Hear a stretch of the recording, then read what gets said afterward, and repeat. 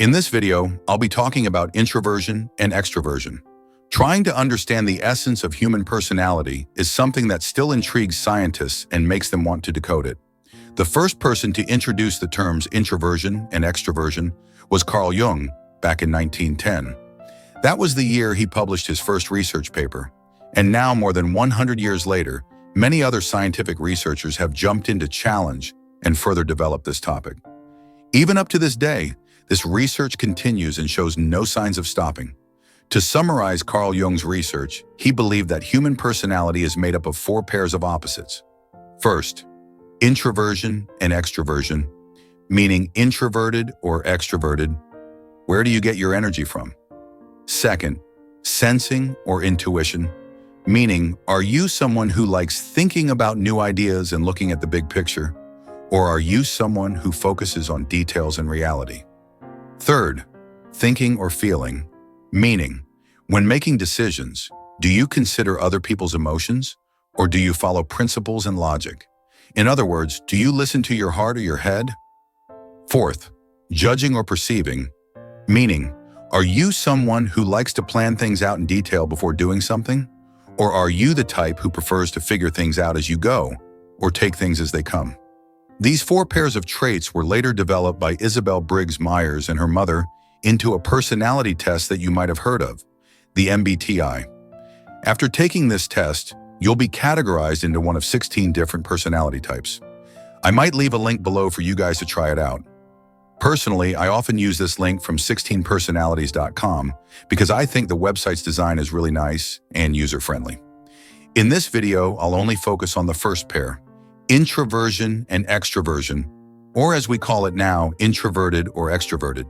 To sum it up, introverted people enjoy being alone, value privacy, and like to observe and reflect. On the other hand, extroverted people need external stimulation.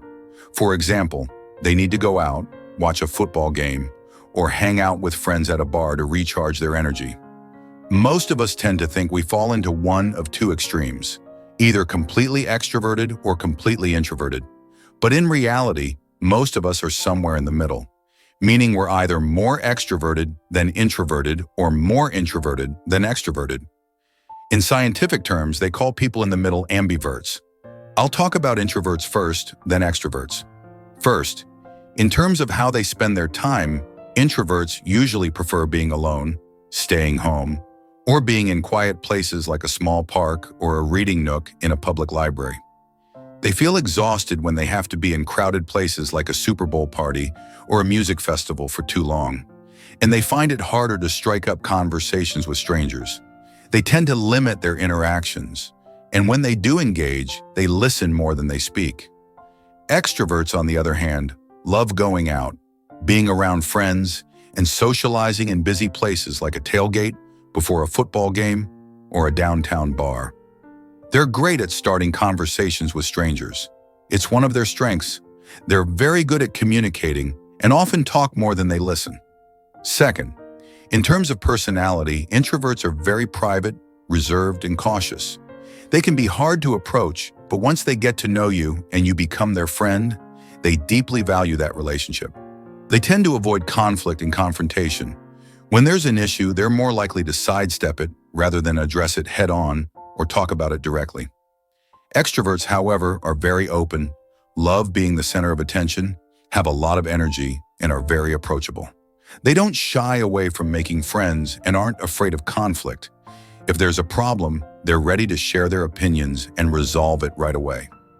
Third, when it comes to work, introverts often prefer having some alone time to think things through thoroughly before discussing them with colleagues.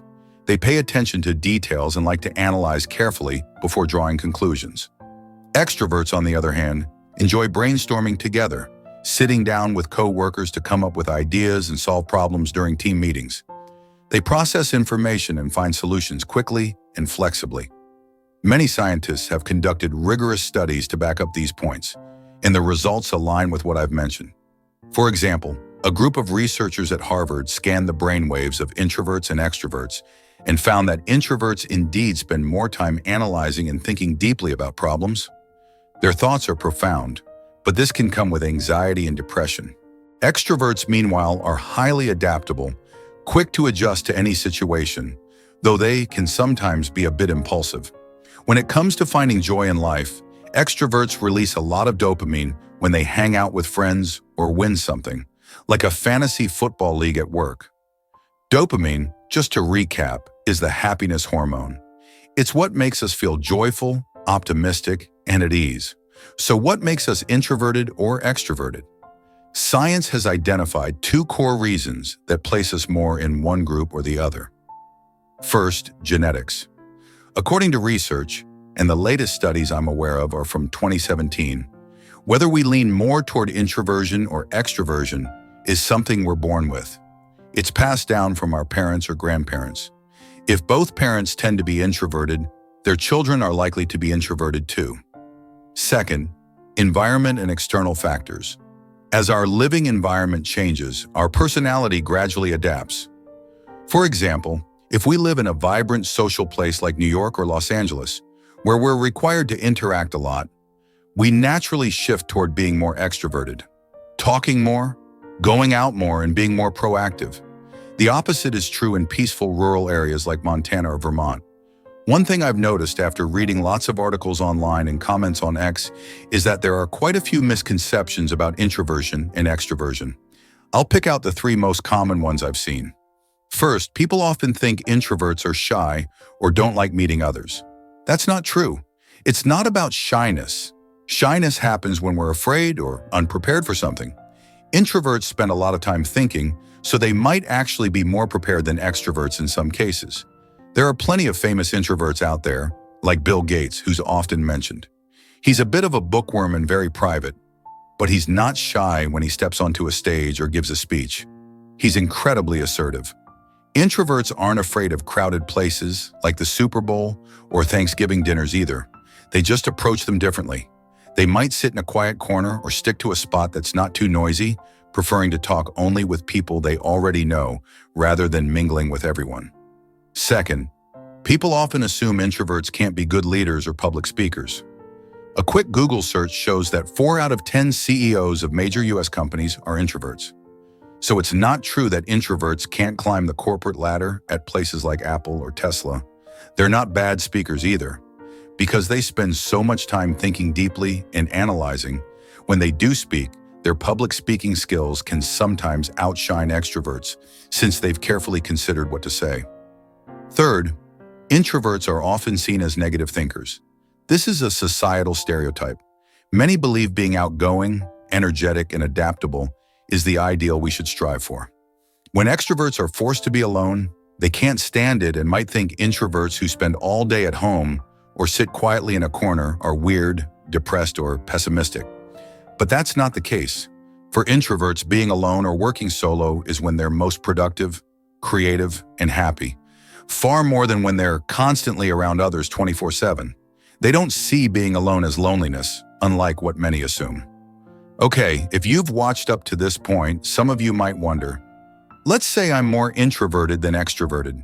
Now that I know this, how is it useful? What do I do with this info, and does it even matter? To me, it has two small but meaningful impacts. First, it helps us understand ourselves better.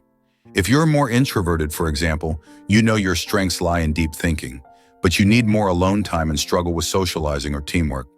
You could tell your boss, can we push this meeting back a bit? Or let me have 30 minutes to an hour to think before we discuss, instead of jumping straight into a group meeting when a problem arises. While personality tests like these aren't 100% accurate, they still give us some insight into how we process, analyze, and make decisions. Second, it shows us how to adapt to our surroundings. You can check out Quiet, The Power of Introverts in a World That Can't Stop Talking by Susan Cain, or her famous TED Talk, to understand why American society tends to favor extroverts. From a young age, our parents tell us to raise our hands more in class, speak up so the teacher notices, or go out more and join events like prom or homecoming games. At work, the talkative, team-oriented people who join happy hours or team-building events and make everyone feel at ease are often the ones liked by colleagues and bosses. Susan Cain explains that centuries ago, America valued a culture of character. Humble scholars like Abraham Lincoln or Ralph Waldo Emerson were the role models. But now historians call it a culture of personality. As we moved from farming to industry and services, people left rural areas like Kansas for big cities like Chicago or Houston to make a living. Instead of working with lifelong neighbors, they had to constantly prove themselves among strangers. Traits like charisma and personal appeal became crucial. Self-help books like How to Win Friends and Influence People teach us how to win over others and maximize relationships. The ideal modern figure became the salesman, someone outgoing and great at connecting. Susan Cain has a quote I love: "There's no correlation between being the best talker and having the best ideas." I mostly agree, but I also think we need to adapt to the times. In a society that values openness and socializing, we have to learn to be more outgoing and communicative to a certain extent.